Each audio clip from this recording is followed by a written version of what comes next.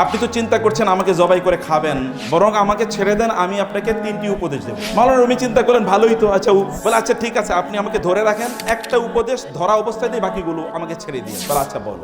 প্রথম উপদেশ হলো, তোমার পাড়া প্রতিবেশী পরিচিতরা তোমার কোনো ভালো কাজ দেখলে তারা হতে পারে আপনাকে বিভিন্নভাবে ক্রিটিসাইজ করবে, আপনি ওইদিকে একেবারে ভ্রুক্ষেপ করবেন না। আপনার জীবনে যে লক্ষ্য আছে সেটা নিয়ে আপনি কন্টিনিউ চলতে থাকবেন, আপনি সফলতা অর্জন করতে পারবেন। বলে বাকি দুইটা কিন্তু দেবো না। ও আচ্ছা ঠিক আছে, যাও ছেড়ে দিলাম। এখন গাছের ডালে গিয়ে পাখিটি বসলো। অতীত নিয়ে কোনোদিনই কি করবেন না, আফসোস করবেন না।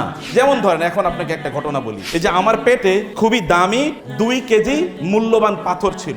এইটা যদি আপনি আমাকে ধরে রাখতেন এবং জবাই করতেন, ওই পাথর আপনি পেলে আপনার 14 গোষ্ঠী বসে বসে খাইতে পারতো রাজার মতো করে। এই যে আপনি একটা বড় ভুল করেছেন। এটা শোনার পরেই তো রুমির মাথা গরম। এবার রুমি তার পিছনে দৌড়াচ্ছে তারে ধরার জন্য, আর ওই পাখি এক ঢাল থেকে আরেক ঢালে যাচ্ছে। রুমি যখন ক্লান্ত, তিতির পাখি বলল, দেখেছেন এই যে মাত্র আপনাকে যে উপদেশটা দিলাম এটাই তো আপনি ভুলে গেলেন।